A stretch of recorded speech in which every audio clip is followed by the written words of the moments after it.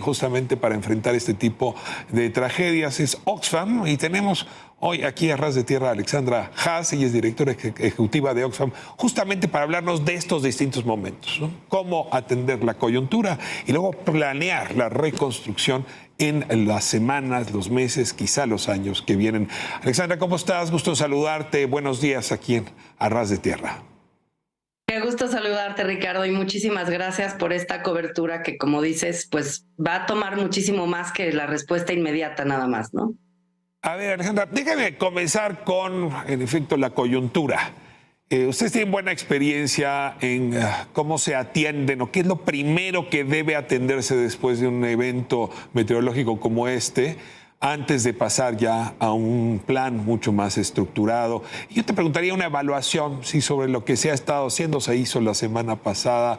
Si el positivo está más o menos alineado a los protocolos que se acostumbran en el resto del mundo, y desde luego en qué momento Oxfam puede también participar justamente en uno o en el otro momento. Gracias, Ricardo. Bueno, primero creo que el contexto es importante, ¿no? Porque tenemos todas las miradas puestas sobre el puerto de Acapulco, pero hay que recordar que Guerrero es uno de los 3 estados en el país con un grado de rezago social alto. El 60.4% de la población en Guerrero está en situación de pobreza y el 22.2% en pobreza extrema, ¿no? Ciertamente el puerto de Acapulco pues representa un lugar de oportunidad económica para la población del estado de Guerrero, pero no es así para todos los municipios aledaños al puerto, ¿no? En segundo lugar, sí decir que, bueno, Acapulco ciertamente es la zona más afectada por el huracán. Y después está la zona de Zihuatanejo y Coyuca de Benítez, ¿no? En los otros municipios que están un poco más adentro, todavía no hay información suficiente para identificar o poder evaluar los daños y las necesidades que se tienen hasta el momento. Lo que sí sabemos es que, bueno, pues si la infraestructura hotelera, por supuesto, pues estuvo en la primera línea, digamos, del huracán, y por la altura y demás, sufrió unos daños importantes, pero como se ha visto también en varios reportajes, las zonas, por ejemplo, de viviendas y las zonas un poco más marginadas de Acapulco han sido sumamente afectadas también. Yo lo que te diría es, lo prioritario es, por supuesto, restablecer la energía eléctrica, asegurar que las personas están en condiciones de seguridad, la alimentación y el agua. El agua es crítica porque justamente por falta de acceso al agua las personas pueden empezar a desarrollar enfermedades, entonces es una de las cosas más importantes que hay que atender.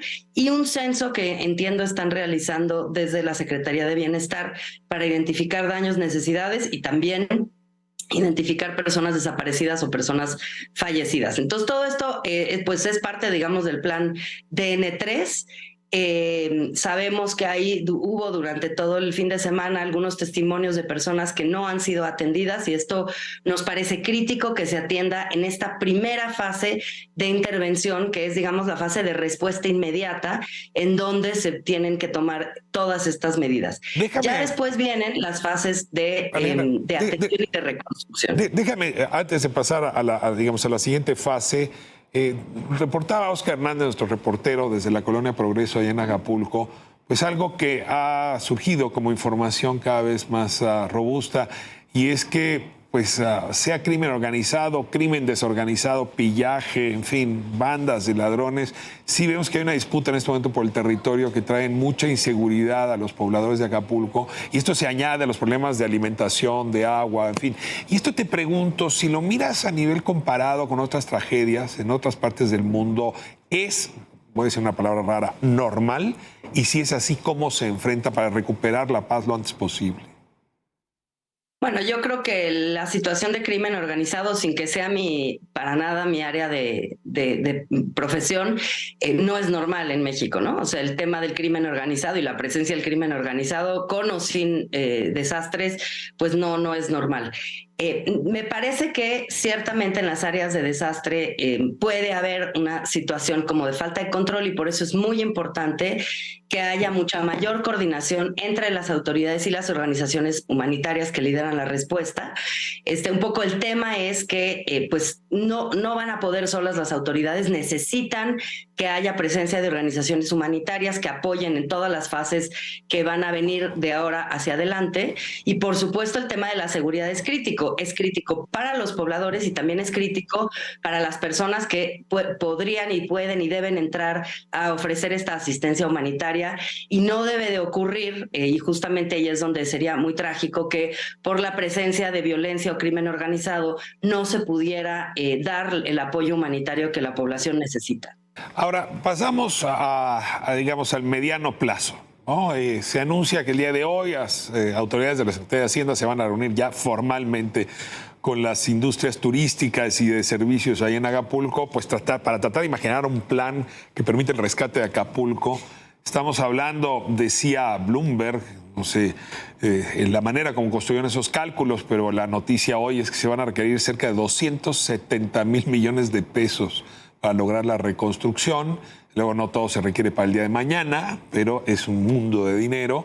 Y aquí te pregunto también en la experiencia de Oxfam, ¿qué sería lo mejor para que ocurra esta reconstrucción lo antes posible? Sobre todo la fuente principal de ingresos del 80% de la planta trabajadora en Acapulco. Bueno, ciertamente la coordinación otra vez, ¿no? De autoridades, fuentes de financiamiento y la atención para la posibilidad de recuperar los medios de vida que se necesitan y que son muy particulares al puerto de Acapulco.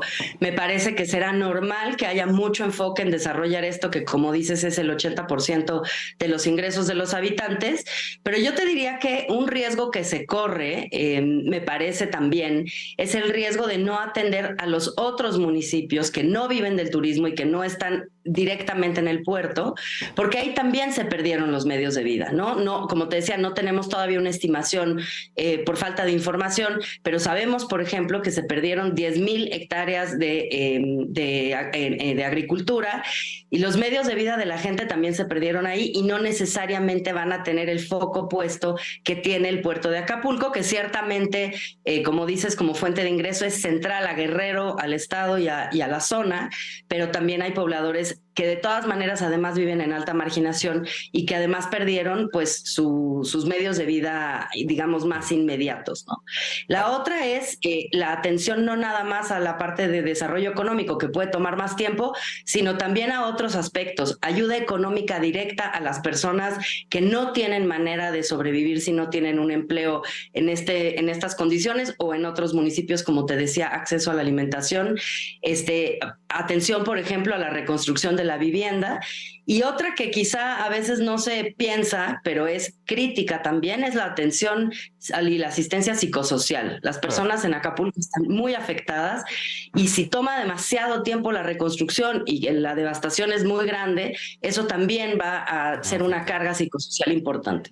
Alexandra, muchísimas gracias por acompañarnos aquí a Ras de Tierra con esta experiencia, y bueno, pues te seguiremos llamando porque nos interesa mucho tu mirada y la de tu organización a propósito del proceso de reconstrucción en esa zona del país. Hasta muy pronto, Alejandra. Muchas gracias, Ricardo, y buena tarde.